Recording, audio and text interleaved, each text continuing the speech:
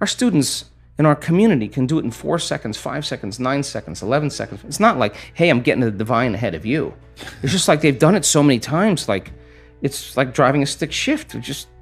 It's not a difficult thing, but they practiced. And they came up against their blocks. They came up against their limitations. They came up against their frustrations.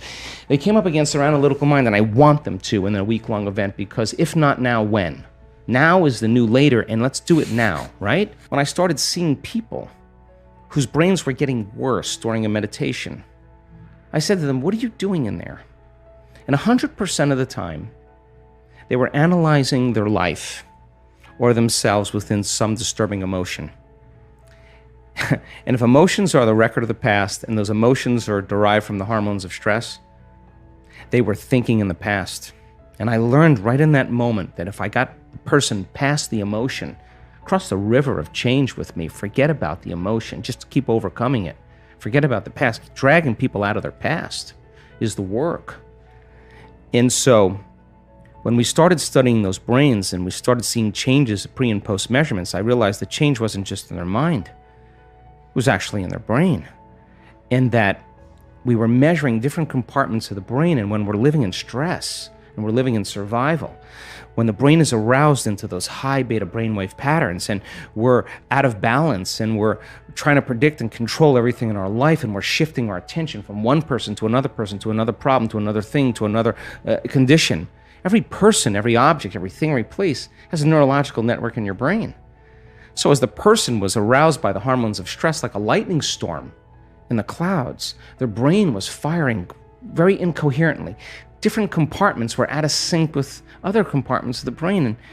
And if your brain is incoherent, you're incoherent. And if your brain isn't working right, you're not working right. So if it requires a clear intention and elevated emotion to begin to change reality, and you have an incoherent brain, what kind of signal are you sending out into the field? Pretty static. In fact, better way to say it is you have no Wi-Fi signal. You're separate. And the hormones of stress create separation. And when you're sitting in a staff meeting and you're looking at that person and you just want to punch them in the head, or you want to throttle them in some reason, or you're angry on traffic and you're turning on those hormones, you're stepping on the gas. But at the same time, you can't fight, you can't run, you can't hide, you're stepping on the brake. You step on the gas and the brake at the same time, your heart starts beating incoherently, and energy leaves the brain and heart. We've seen this so many times. So then, if the thought is the electrical charge in the quantum field, and the feeling is the magnetic charge, and how you think and how you feel creates your state of being, then we got to get energy right into this center right here. Because if you're going to believe in that future that you're imagining with all of your heart, it better be open and activated. And we got to teach people how to create heart coherence. And we have beautiful imagery to show that when a person's heart is coherent, like taking a big sheet and just flushing it, just whipping it like that wave that's created, the heart begins to send profound waves of energy into the brain, and the brain goes into a creative state. So the heart is the creative center. And our heart begins to drive our brain into more alpha patterns, more creative patterns. At the same time, when the heart gets coherent, it's producing an ambient magnetic field up to 3 meters wide. Now you're more wave, less particle. More energy, less matter. You're emitting a coherent signature. Now that energy is frequency. And that frequency carries information. So when energy begins to activate the heart and you're giving thanks for the event before it's happened, your body's so objective, it's believing that it's happening to you, because what is the emotional signature of gratitude? When you get something favorable, you receive something favorable, something just happened to you that you like, something's happening to you, you say, thank you. The feeling of gratitude, the emotional signature, means it's happening to you, it's already happened. So it is the ultimate state of receivership. So teach a person how to give thanks before it happens, open their heart, and their heart's like a pounding of a drum or dropping a pebble in water, is producing this field. It's that energy, that creative energy, can carry the thought of their health. It can ride, that intention can ride on the wave. That could be wealth, new relationship, suffering. And the energy does not carry the thought of health. It carries a different set of thoughts. So people say to me, well, I can't open my heart. Well, I ask them, well, what do you practice feeling all day long anyway? because you're so good at feeling something else, you haven't practiced feeling it. So then, when we teach people this formula, they have to keep overcoming their thoughts, overcoming their impatience, overcoming the programs, that come right up against it. Anything that's standing in the way between them and their connection, they got to do business with it. And so as they start removing those veils, those masks, those layers, and they start crossing that river of change, and their heart starts to open a little bit, and they feel a little bit more, and they feel a little bit more, and their brain is coherent.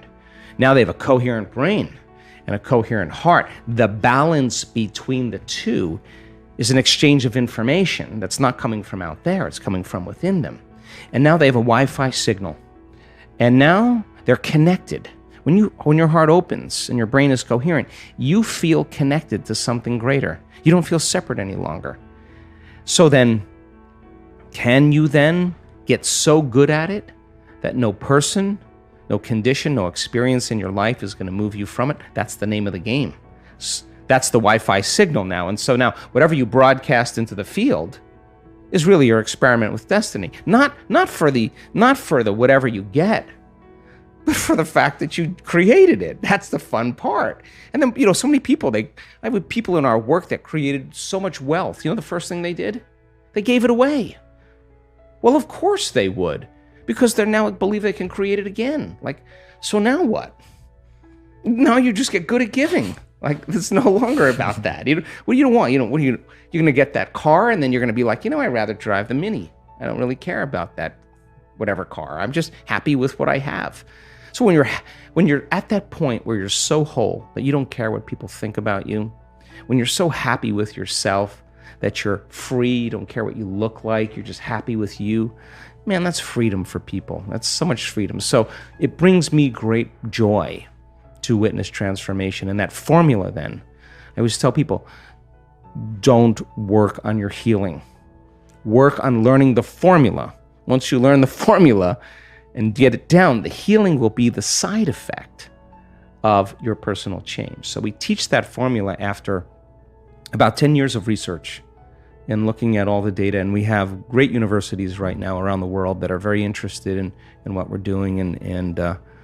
It happens once, it's an incident. It happens twice, it's a coincidence. It starts happening over and over again. It's a law. So we're seeing people, all shapes, all colors, all ages, all sizes, doing the miraculous. Yeah. Hell is living in survival. That's it. And you either live in survival or you live in creation. And living in creation is such an elegant moment because you have to disconnect from everything known. And you have to get so present that time is no longer of the essence. You are in the internal present moment. This is a flip, because when we're living by our senses in three-dimensional reality, this space-time continuum, there's an infinite amount of space. And with an infinite amount of space, I'm local. I have a body, I'm local in space and time. And then I want to move from here to the door. At one point of awareness, Joe Dispenza, my other point of awareness, the door.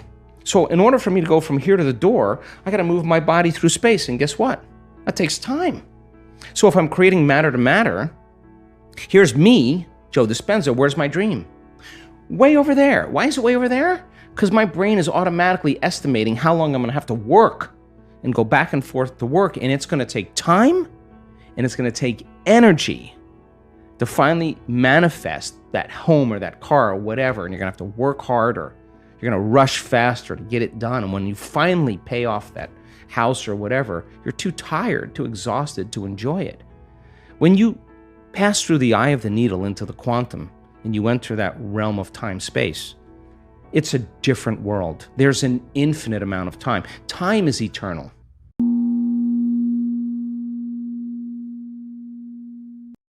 Please take headphones. Do not use Bluetooth. During meditation, use a mudra from finger yoga that connects you to your stillness. If possible, hold it throughout the meditation. On your left hand, gently bring your thumb and ring finger together.